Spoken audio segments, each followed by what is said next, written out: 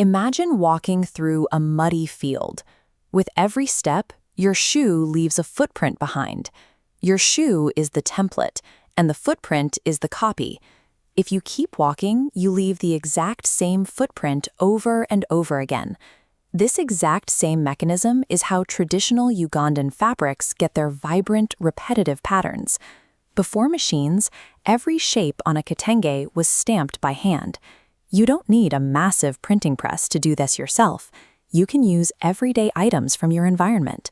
Look at this guava leaf. Next to its stamped copy. By coating the raised veins with ink and pressing flat, the shape transfers perfectly. In printmaking, the object you apply ink to, like this leaf, is the matrix. The mark left behind is the impression. Unlike drawing, where you create one unique picture from scratch, printmaking allows you to prepare a single surface once and mass-produce your design as many times as you need. Let's put this into practice using a readily available matrix, a firm halved Irish potato. This chart breaks down the printing workflow. The process starts with designing and carving. The defining rule of relief printing is that you must cut away the background. Notice how the star shape is left standing about 5 millimeters above the rest of the potato. Next is the inking phase. You apply a bold, dark paint strictly to that shape, making sure the lower cutaway areas stay completely dry. Finally, the printing phase.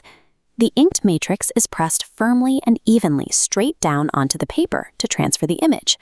Because only the raised surfaces make contact with the paper, the empty carved-out areas, the negative space, are what actually create the crisp edges of your final print.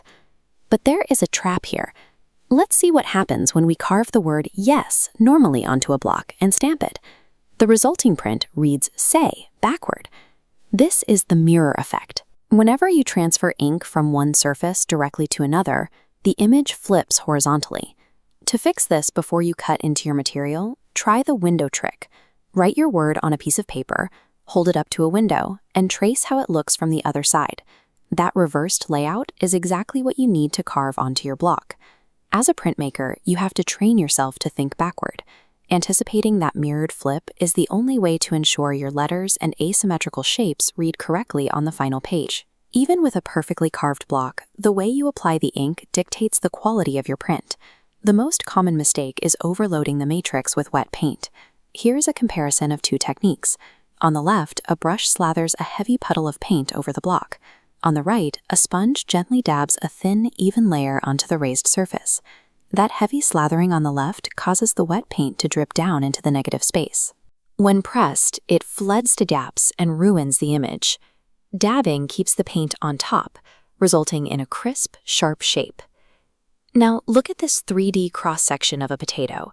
Here, the letters A, R, and T have been carved deeply down into the flat surface. If we ink this block and stamp it, what will print?